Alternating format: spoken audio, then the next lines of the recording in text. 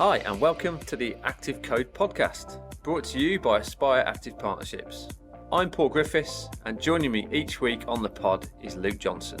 Aspire Active Partnerships is a community of like-minded business leaders who all believe that collaboration in the sports coaching and children's activity sector is essential for success.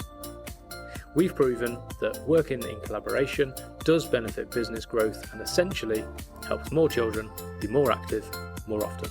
To combat physical inactivity, we need organisations that are performing at their very best. Organisations will only operate to high standards if they are led well. So, if we can focus on developing high quality leaders throughout an organisation, not just at the top, customers will experience higher quality services, which means heightened enjoyment levels and increased levels of physical activity. And if we do this at an early age, we know that we can build the foundations for a more active, happier and healthier life. The Active Code investigates what it really takes to be a successful leader and how organisations can combat physical inactivity. We won't be alone through this journey. We are joined by business owners and experts from our sector, as well as inspirational people from outside our industry. We'll understand the importance of physical activity to our guests, reflect on leadership experiences, and gain thought-provoking insights on how we can crack the Active Code and get more children more active more often. If you like what you hear, please leave us a rating and subscribe wherever you get your pods. On the pitch, Chris was a senior player and key decision maker. He was a key member of successful Premiership-winning squads, and he was also capped for England. During this episode, Chris speaks to me and Paul about being offered his first professional contract, the transition from his playing days to his new career, the impact physical activity has on mood, sleep and health, what great leaders did in those high pressure situations, and what leading by example looks like. Enjoy the pod. So Chris Jones, welcome to the Active Code podcast. It's great to have you with us today. Lovely to be here. Yes. Thank you for giving us your time, Chris. Could you start off this episode by giving our listeners a bit of an insight into your professional journey so far? Well, so far that suggests that he's going to keep going. I hope not. I'm a bit too old for that.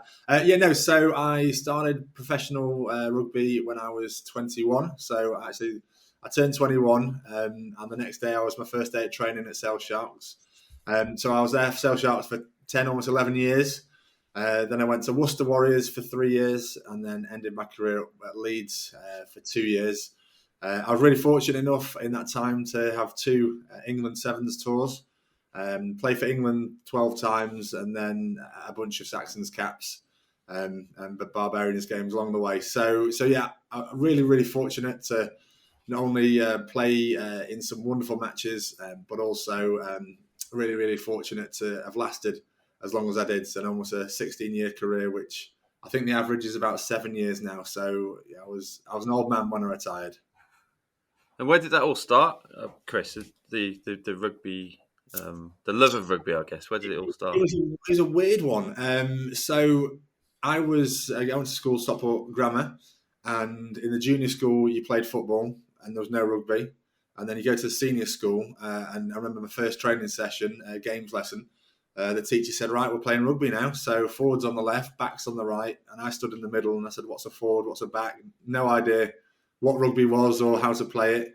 So I just played it through school, really. And it wasn't really I didn't go to Sale Sharks games at the weekends. It was more of a case of I just wanted to play sport. So I played rugby on a Saturday, football on a Sunday. And I just played whatever sports I could play, really, because I just enjoyed playing sports and the competitive side of it. And then it was never going to be a dream to play. I thought at one stage I might be a professional cricketer. I remember playing a game against Lancashire once, and there was a spin bowler could turn it at right angles, and I knew that I wasn't there. He was a step above me, and I was never going to make it. But yeah, then I went to university, and I was just playing for a bit of fun. I went back to play for Cheshire, and then got in the North England trials. And at the end of those North England trials, they said, "No, you're not made it." So I was leaving, and my coach said, "Well, what are you going to do now?" I said, "I'm going back to Sheffield Hallam."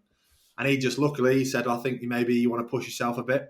I've got a friend, James Wade, who runs the under-21s at Sale. Do you fancy it?" And so I said, yeah, I've always wanted to challenge myself. So I went down to Sale under 21s and played there for a year, commuted from Sheffield. And then again, it was just a bit of fun. At the end of that year, Sale Sharks said, well, do you want to come and sign on for us? I had a work placement year. So I took my work placement year working in the office at Sale Sharks whilst I was training. And again, it was just more of a, right, well, let's see what happens. I can go back to university and finish off my degree. And then at the end of that year, they said, look, we think you should sign on permanently and not go back to university. So that kind of happened. So it kind of evolved more through just an enjoyment through playing, an enjoyment and a want to push myself rather than I'm going to be a professional rugby player. So I was quite lucky along the way. And then even when I started my first contract, I had a meeting with Steve Diamond, who was the forwards coach. And he said, you will never, ever play for Sale Sharks, which was an interesting conversation. And he said, you're not big enough. You need to develop. So we're going to send you to Fylde Rugby Club to get some adult rugby under your belt and see if you get some size on you. And luckily, after about 2-ish months, they had an injury crisis. So they brought me back and said, we're going to sit you on the bench, but you're never going to play because we have to sit you there so we don't get fined for not having a bench. You'll only ever get on if there's an injury crisis. And again, bit of luck. After about 30 minutes, I was on the pitch and I didn't really come off it for the next 10 years. So dead lucky, but sometimes it works like that. Do you reckon Steve Diamond used that phrase that usually you're not big enough, you never play, to motivate you rather than put you off? Do you think in the back of his mind he thought, Chris is going to go off now and actually prove me wrong, and that's what I want him to do? I think if you ask him, he'll probably say absolutely it was all his plan. I think he was more trying to let me know I had the ability, but at that stage of rugby, you used to have 2 absolute monster second rows who used to beat people up, and it evolved pretty quickly. And it was me, James Forrester, some of these players who came through who weren't really very big, Alex Brown. But actually, we added an extra kind of back rower to the pitch. So he would say it was all his plan. I think he was more saying to me, right, you need to go away and do something, bulk up and get bigger.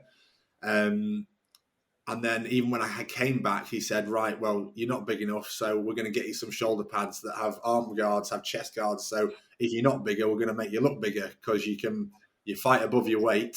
So we're going to make you look bigger just if you're not bigger. So maybe it was meant to motivate me. At the time, it didn't feel that way, but maybe. If we go back even further, Chris, like your childhood, so kind of those primary years, so football was your main focus. So from a family perspective, were you brought up to be active, and were you kind of that typical young boy that was always active, always outside and playing? And do you think you kind of developed those skills later in life as a result of those early experiences as a child? I think it's really important that children get out and about and active. So me personally, I was a bit different. So I'd always want to be outside. So when I was at school, I'd be looking out the window thinking, can't wait for PE, can't wait for games. At home, I'd always want to be playing out in the back garden. I've got an older brother, which I think does help because that made me have to step up and be a little bit better. But yeah, I always wanted to be playing sports, always wanted to be active. And I was very fortunate because my dad, when he was younger, he always used to get picked for the football teams and etc. And his dad would say, congratulations, tell him you can't play because you're working in the garage with me at the weekend. So he owned a garage and a breakdown service. So he was always picked but never allowed to play. So that meant my dad said, right, whatever opportunity you get, you're going to have it. So he'd drive all around the country. He'd fly to Italy to my first game. He'd always be there to support me and make sure I got to games, but also make sure he was there on the sideline to support me, which makes a big difference having someone there that is always going to make sure you get there. Yeah, absolutely. So if we kind of fast forward a bit then, so following that rugby career and that transition into, I suppose, a new life as such. Yeah. Can you talk about that in a bit more detail and how that transition was? Yeah, well, it was quite slow and tough. So when you finish professional sport, I think almost whatever sport it is, you go through a bit of a grieving process, and you go from a life where you're told, where to be, at what time, what to wear when you get to that place, what food you eat is provided to you and given to you. So your life is almost programmed like a robot, and you go through it, and then you finish, and your whole support network, your structure is gone, and you suddenly look and think, well, right, I can do what I want. I can, effectively wear what I want. What do I want to be? What do I want to do? And it's, you spend the last few years of your career thinking, what do I want to be? I never got there personally. So you go through kind of a grieving process of this loss of what was, and then you start going to a new chapter. Added to that, I had to retire through injury with concussion. I know it's in the press a lot at the moment. So I had a couple of years where I was dealing with a lot of issues with the concussion. So it was a really tough spot. And then once I did speak to Chris Brindley and we focused on maybe financial advice might be for me, I looked into it. The more I looked into it, the more I thought, you know what, that does suit me. It really interests me. The more people I spoke to, the more I researched. And then St James's Place have got an academy. I spoke to them and they put me on the academy, and it led me through that process of getting qualified. So it was massively different because, like you say a new chapter, which is something I wanted. I wanted to park the sports and go into something completely new. And luckily the brain still worked, and I passed the exams and got qualified. And has that changed since your playing days? So is there a support structure in place now to kind of really ensure that when people leave that professional rugby career, they are actually supported into those new roles? Is there? Yes, is the quick brushstroke answer. Is it where it needs to be? I don't think it is. Obviously my experience is very different. I slipped through the nets. So the RPA are meant to have an alumni when you retire. Somehow I dropped through that net and went to the wilderness. And it was only once I found my career and kind of came back onto the scene, suddenly they said, did you know that there's an alumni, with the RPA? But the RPA are working. They're trying to get involved with rugby players earlier. So to help them try and get qualified, try and get a transition ready. The biggest challenge is when you're playing, you kind of built up to think, I'm not going to last forever. I'm going to play forever. I'm going to play till I'm 50.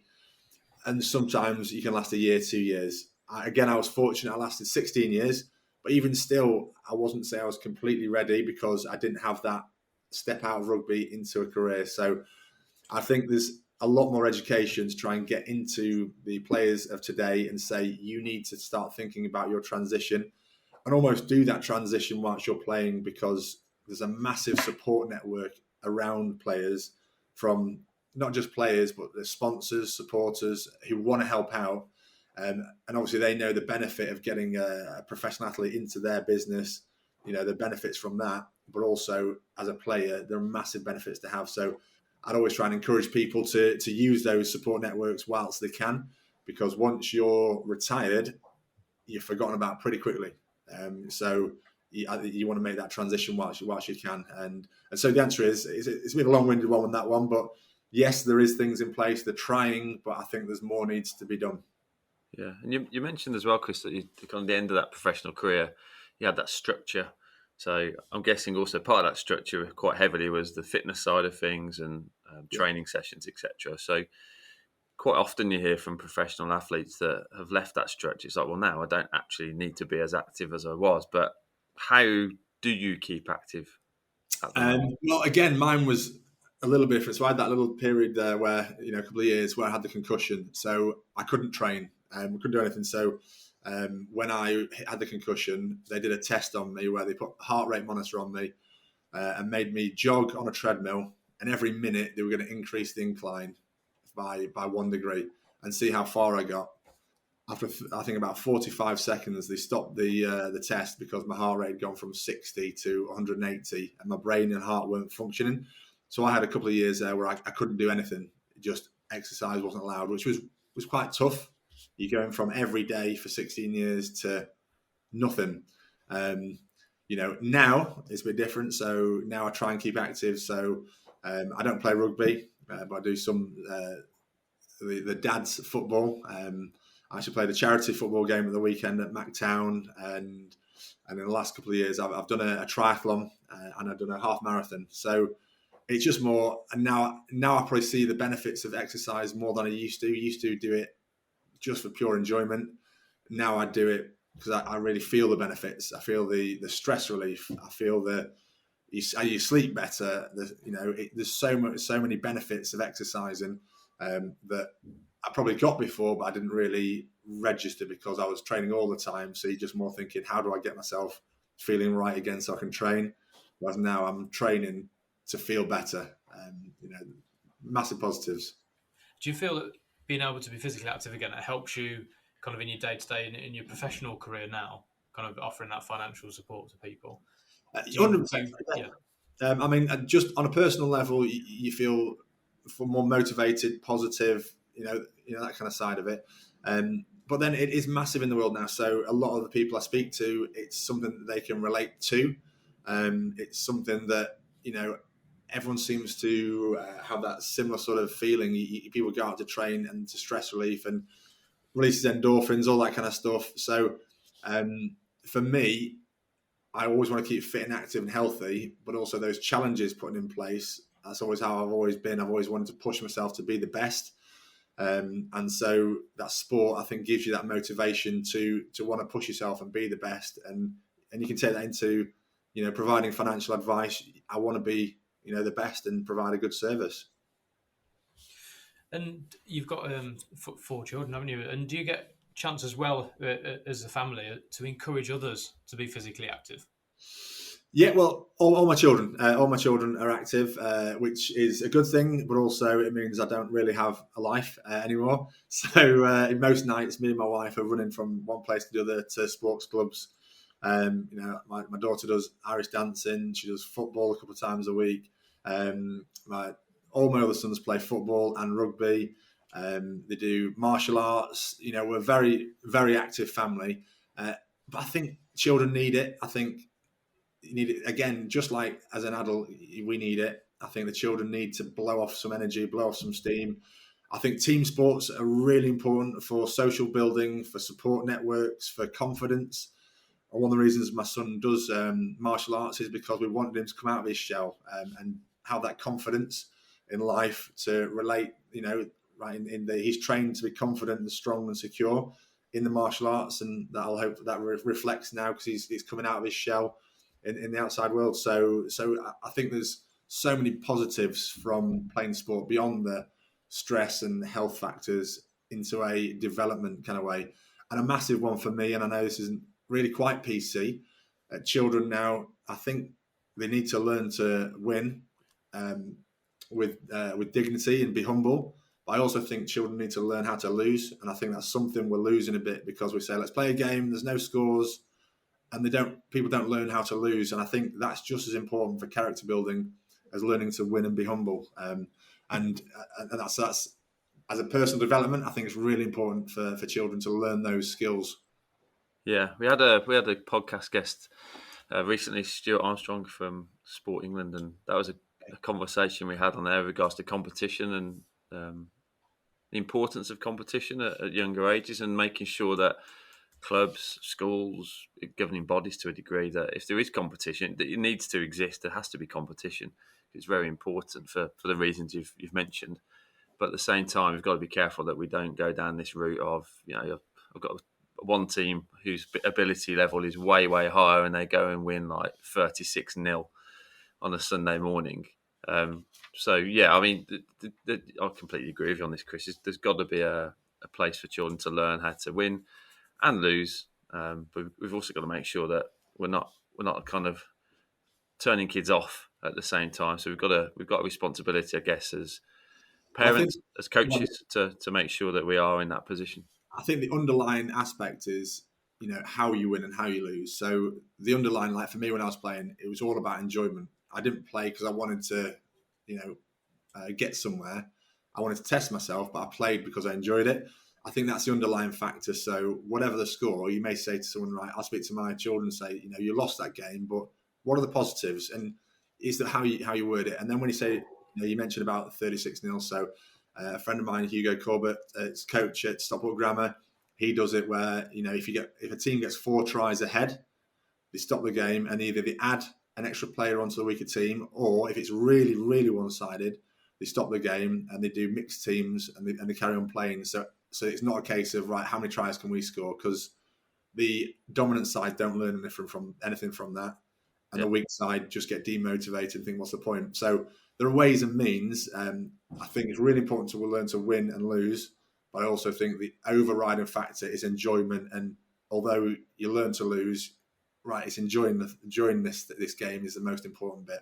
Yeah, and that's where young people can be put off participating in sport because of those experiences. So how do let's take sport aside. So if you're just looking at children being physically active, how do we get those children that aren't engaged with sport to be physically active? That's a really, really tough one. I think judging from my childhood to childhood now, I think a massive one of people are so busy these days. And when they get in, children, unfortunately, computers are just so addictive that children are just getting addicted, and all they want to do is sit and play on the games. And you can see in some of the sports clubs now, they're treating them like professional athletes because they're saying, they're having player burnout because they're not used to playing lots. Whereas in my memory as a child, people used to just run and run and run. Whereas now, children aren't used to it. So, answer your question, I don't know what the answer is. If I knew that, I think the most important thing is trying to get that enjoyment into sports and getting everyone to try everything. So again, with my children, we got them to try every sport because a lot of people say, right, football, you're playing football, and right, what happens if football's not your sport? What happens if it's swimming? What happens if it's martial arts? Or right, so we said, right, try everything, see what you enjoy most, and then we'll kind of go from there. So again, it's that for me is overriding enjoyment. If my children don't want to play rugby, I won't be like, well, I played rugby, you've got to play rugby. I'll be like, right, well, what do you enjoy? Because you need to be active, you need to be getting out there. So if it's a bike ride, if it's, and I think it's a big thing we've turned away from is the family unit of, right, let's do something active together. And like I mentioned then, a bike ride or even a simple walk, just getting people used to getting outside and getting moving, which we don't do as much as we used to, I don't think. So I don't know the answer, but for me, whatever it is, it's just trying to get enjoyment into it rather than, right, you're going to do this just so you're doing a sport's sake. Yeah, it's just that exposure, isn't it? We need more children to be exposed to as many sports and activities as possible. And the likes of Commonwealth Games coming up in Birmingham in the summer, just some exposure on TV. So, just people watching various sporting activities, they think, well, actually, what is that?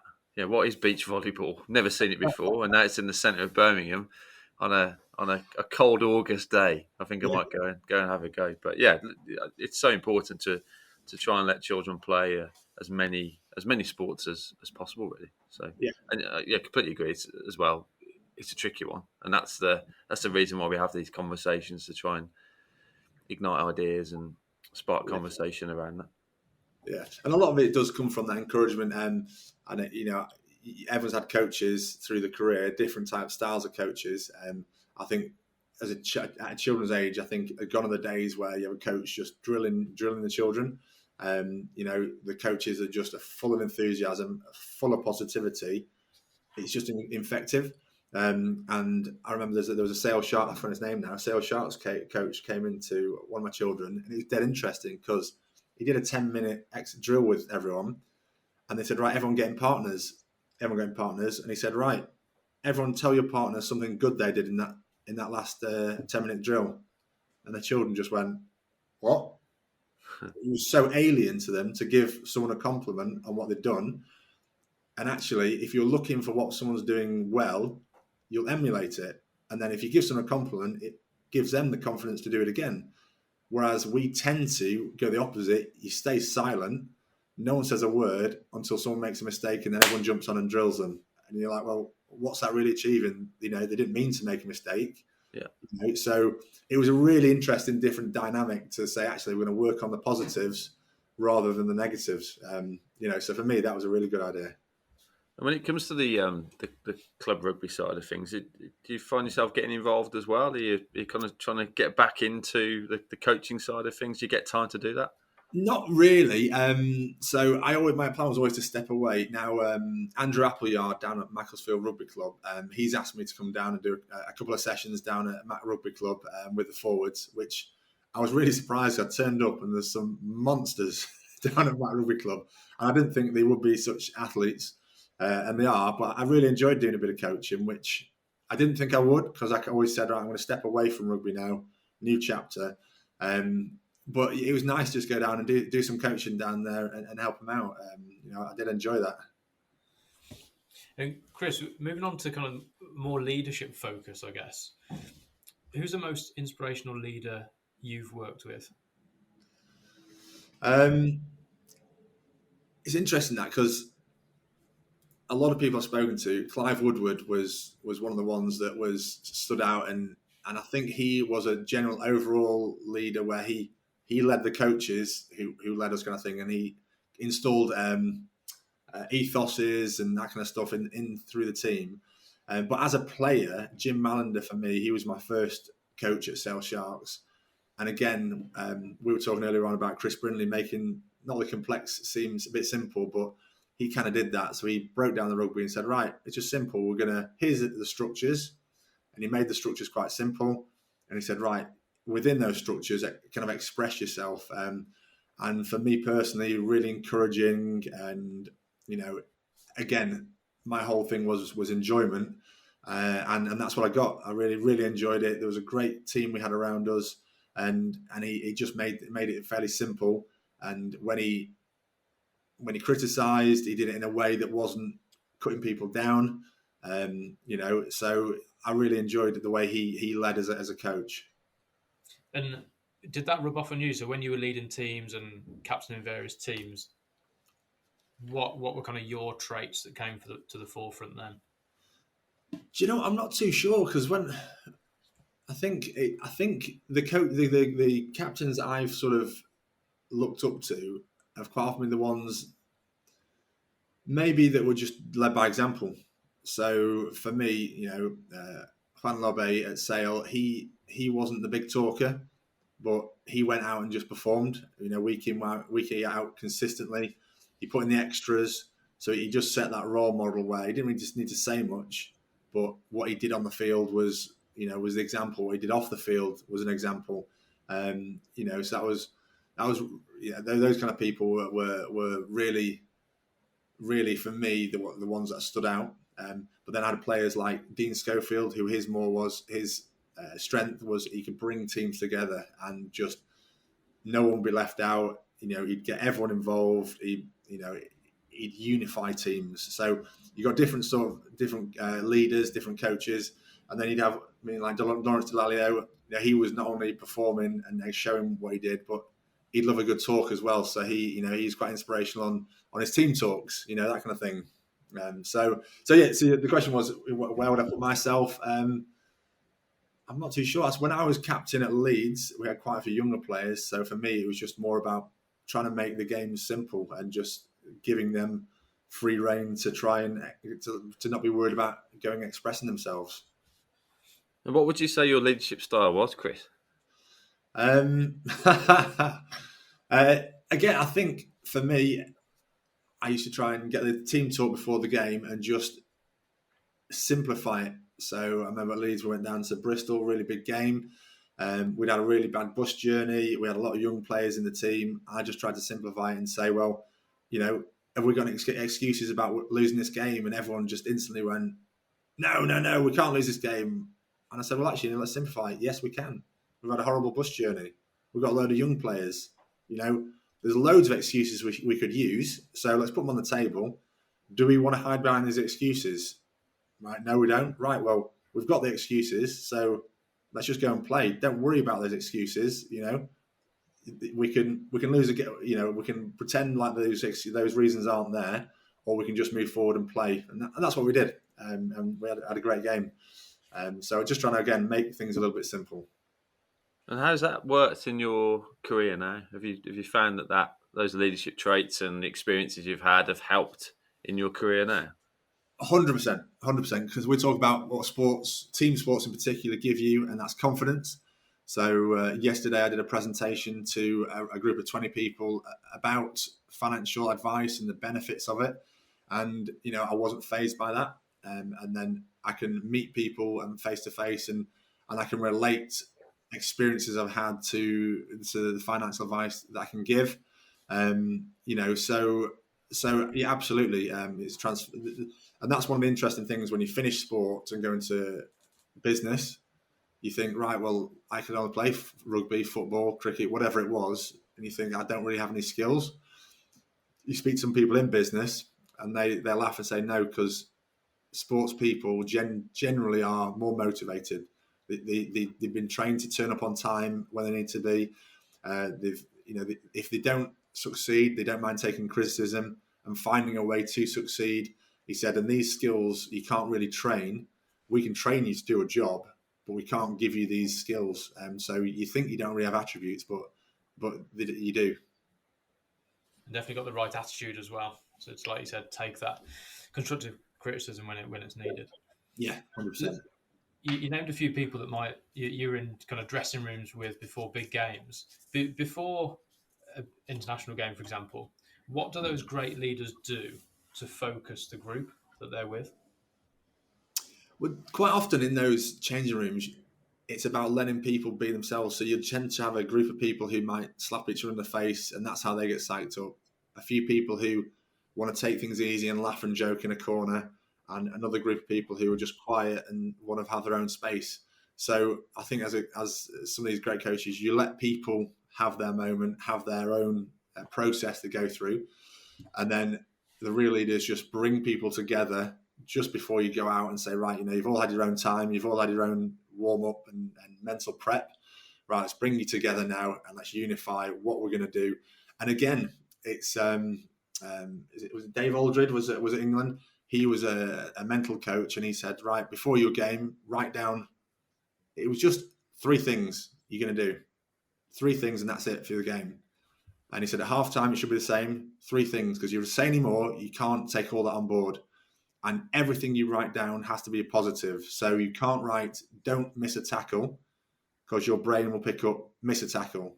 You need to write, make every tackle, or whatever it is. And he said, just 3 things. And so that's generally what the best people do. Pick 3 simple things, or even sometimes less. Say, right, your first impact in the game, what's it going to be? So you're not thinking about 40 minutes, an hour. You're just focusing on the moment. It's interesting you say that, because I think when people think of a rugby kind of change room before a game, they think of people running around shouting, like you said, slapping each other around the face and things like that with loud music. But actually, like you said, the importance is letting everyone deal with that situation in their own way, what works for them and how they can focus. I mean, for me, I used to be a bit quiet. I used to get really tired, so I'd try and have a little sleep in the changing room just when my adrenaline kicked in, and that was my process. And like I say, everyone has their own little process. Chris, you spoke about the three things there that the mental coach would work on in a rugby game. Are there 3 things at the moment that you're working on now in your current career? So organisation is one. It's the way the process works is if I meet somebody, maybe yourself as a client, I'll take a load of information from you, and I've got to go away and I need to process that into a system. From there, I need to then develop a plan moving forward, and I'll come back and present that plan to you. If you think that's a good plan, I'll then go away and I'll put it through St. James's Place Business Assurance, and then I'll come back and then we'll present it again. And that needs to then be signed off and sealed. So you've got all this in processes, which is fine if you've got just one client. Once you start building up and you've got lots of clients, then suddenly you need to keep on track, make sure no one's left behind, and make sure that there's no stone left unturned. You're constantly developing. St. James's Place are constantly putting us through little quick seminars, day training to make sure that, there may be an area that's not covered when we're talking that I need to delve into to make sure that the advice that we give you is correct. So we're constantly on these training courses to make sure that all our advice is on point, really. And are there any other things for your playing days that you've transferred into that kind of day-to-day life you've got now? In terms of, you said you need to be organised, categorising things, planning.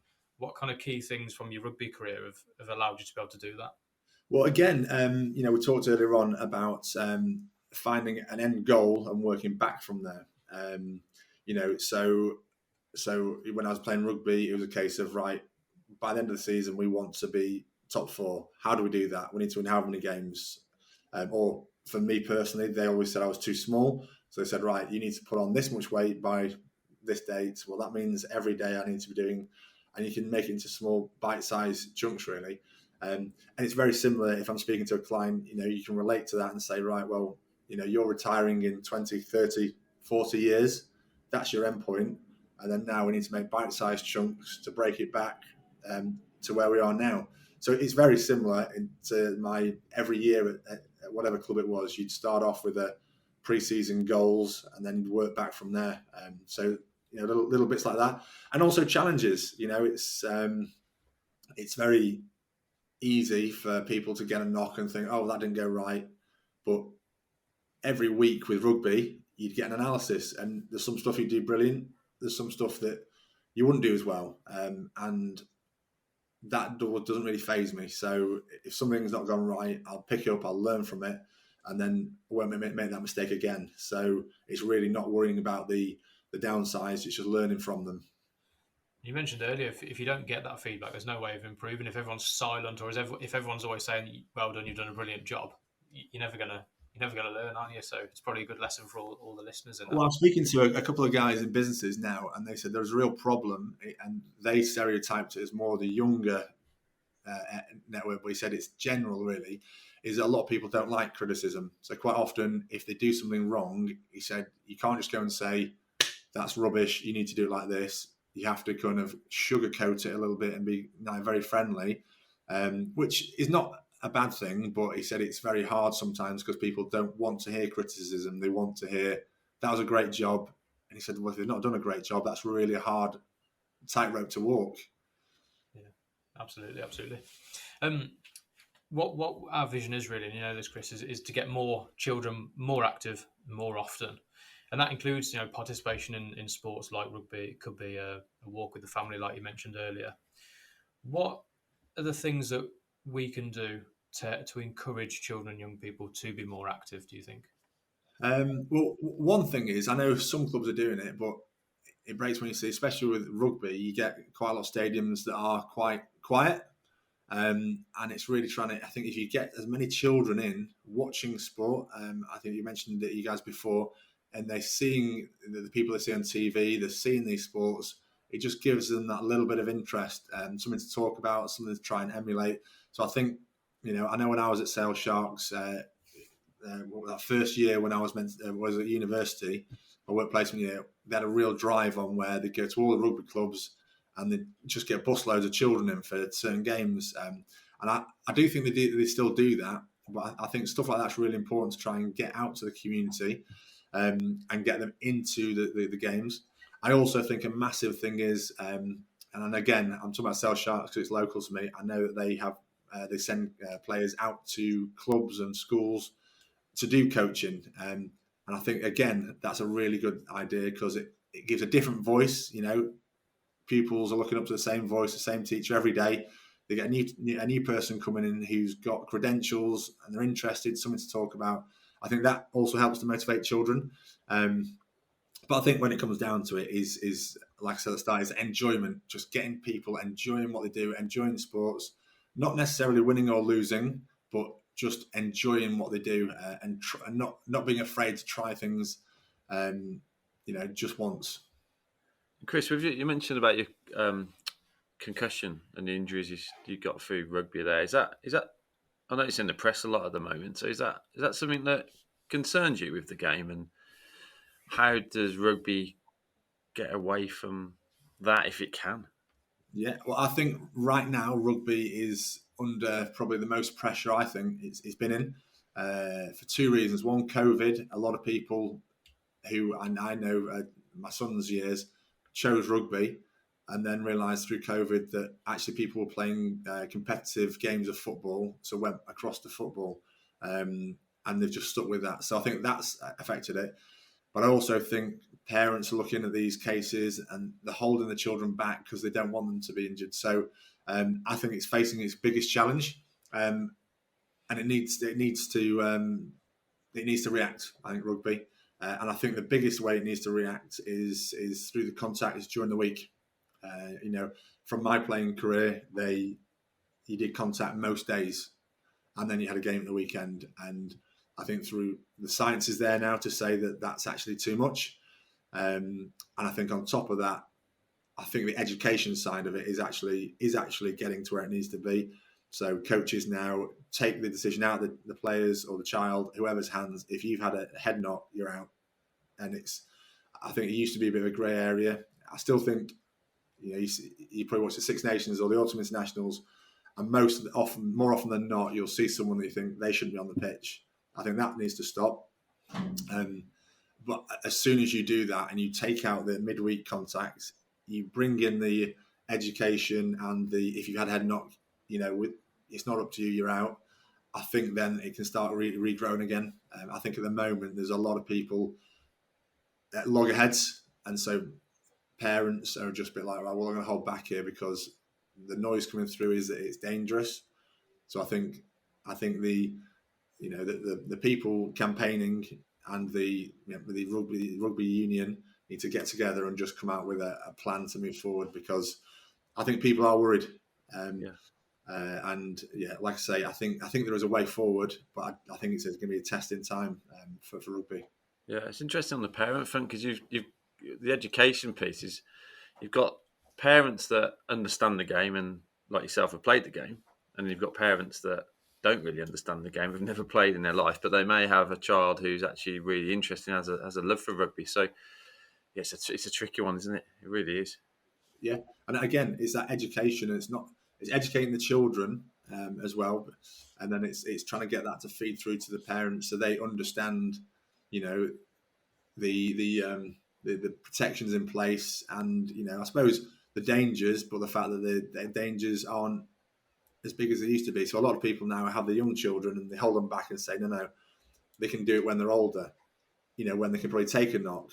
But actually, you want them when they're younger, because they can learn the technique in a very, very reduced impact kind of way. So the younger they get into it, the better, because then they can learn those techniques. So then when there is a bit of more impact, they've got the right techniques. Absolutely. You mentioned kind of continually learning earlier, Chris. If any listeners wanted to enhance their leadership skills or their business, are there any books, podcasts, or people you would recommend? Well, again, I mentioned Clive Woodward. I know we mentioned Chris Brindley before. Chris Brindley, he swears by his books. So I know he's got a lot of motivational pieces and ethoses. Now, I'm trying to remember the name. I'm having a mind blank now. The name of the book upstairs I'm reading. Go on. Is it Vince Lombardi? Is it one of his? Yes, Lombardi. So his book is really good. For me, it's more the quotes he comes out with and the little things he looks at. So Vince Lombardi, he has Lombardi time. So he wants everyone, if the meeting's at 10, he wants you to turn up at 10 to 10. And he said that mental preparation means that you're ready for the meeting at 10. If you turn up at 10, he said, then you get your books out, you get your pencil out, you get your thing out, and it's actually 10 minutes before you can actually start the meeting. Little things like that, and it's just looking at those marginal gains, because they always add up. We used to call them the 1%ers. So Vince Lombardi, some great quotes if you ever want motivational quotes in his books. Brilliant. And if listeners wanted to connect with you, Chris, is LinkedIn the best platform for that? Yeah. So I'm on LinkedIn. It's actually, do you know what? It's Chris Brindley again that told me years and years ago when I was doing my testimonial. He said, "I'll get on LinkedIn, and you can grow your network." So now I've finished. I've got a brilliant network, and now I'm really plugged into it. It's amazing how people want to help each other out, and yeah. But if anyone wants to contact me on LinkedIn, then yeah, that'd be brilliant. Yeah, LinkedIn's a great platform, isn't it? It really is. I think it's really grown over the last few years, and I think we get so much support from it, and it's great to see people progress and their businesses progress and share insights. It's a really good platform. And you can see what not only what businesses are doing, but their interests, and you can see the people that they relate to, and straight away you get a bit of a feel for people, rather than just it's a little bit of a soft way of getting in touch with someone. Someone rings up the phone. Hi, this is Chris Jones. I don't want to speak to you. Whereas if you see a picture, a little bit of background, a little bit of what my interests are, then you say, all right, well, I can have a conversation with this person. It's a lot nicer platform, I think. Yeah, and it's how you became a guest on the podcast, Chris. Exactly. Most important thing. It's all worth it. Yeah, absolutely. So, right. Thank you so much for your time today. No problem. Again, like really, really great insights. It's always good to get an ex-professional athlete onto the pod and dive a bit deeper and really get an understanding and a feel for what that career was like, and for me, most importantly, how that career, the professional career, has helped shape your next career, and the skills and the both soft skills and the professional skills that you get from that, I think are really fascinating. Thank you for sharing your insights on children in activity at the moment and sport. Clearly rugby is facing a bit of a challenging time at the moment, and let's hope that is overcome and it becomes positive when we see that participation increase in the game. So thank you so much for your time, Chris. Really appreciate it, and take care and all the best. Well, it's absolutely not a problem. Thanks for having us on the show. I think what you two guys are doing is really, really it's important for the future. Generations. I think children need to get more active, more involved, not just for their health, but for the mental well-being, for the personal development. So what you guys are doing is really important. Thanks for having me on the show. Brilliant. Thanks, Chris. No worries. Take care, boys. Join us next time for the Active Code podcast. Remember to subscribe to the podcast so you don't miss an episode. You can connect with us on Twitter @aspire_partners and find out more about us and the network at www.aspireactivepartnerships.co.uk.